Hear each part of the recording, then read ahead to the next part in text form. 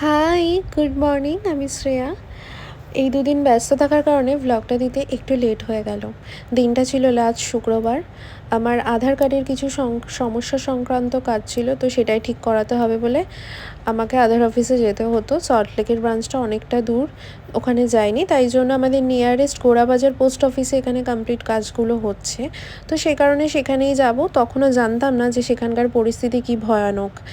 ওখানে যাওয়ার পরে জানতে পারলাম ভোর 4টে-5টা থেকে মানুষ লাইন দিয়ে দাঁড়িয়ে নাম লেখাচ্ছে। 150 জন অবধি লাস্ট নিচ্ছে নাম, তারপর থেকে আর নিচ্ছে না।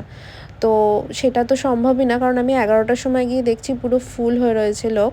150 জনেরও বেশি মানুষ আমার মতো না জেনেই মানুষ গেছে, তারাও অপেক্ষা করছিল যদি সময় পায়, যদি হয়ে যায়। আমি এত লোক দেখে আর সাহস পাইনি। আমার নিয়ারেস্ট নাগেরবাজারের এখানে টাকা দিয়ে স্লট বুকিং করা যাচ্ছে সল্টলেকের অফিসের ওখানের জন্য। তো সেটাই আমি চুজ করেছি অপশান হিসেবে। আমার কাছে আর কোনো উপায় ছিল না, এতক্ষণ লাইন দিয়ে দাঁড়ানোর মতো ক্ষমতাই নেই। তো সেটাই করেছি।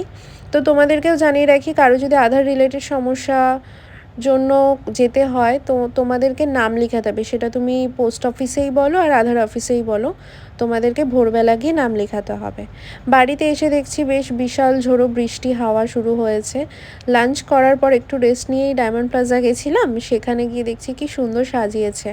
অ্যান্ড আমার ডায়মন্ড প্লাজা গেলে এই সেকশনটাতে আমার যেতেই হবে। আমার যে কি ভালো লাগে এই কাপ সেটগুলো দেখতে, আর এই কন্টেনারের সেকশনটা আমার ভীষণ অবসেশন এই জায়গাটার প্রতি।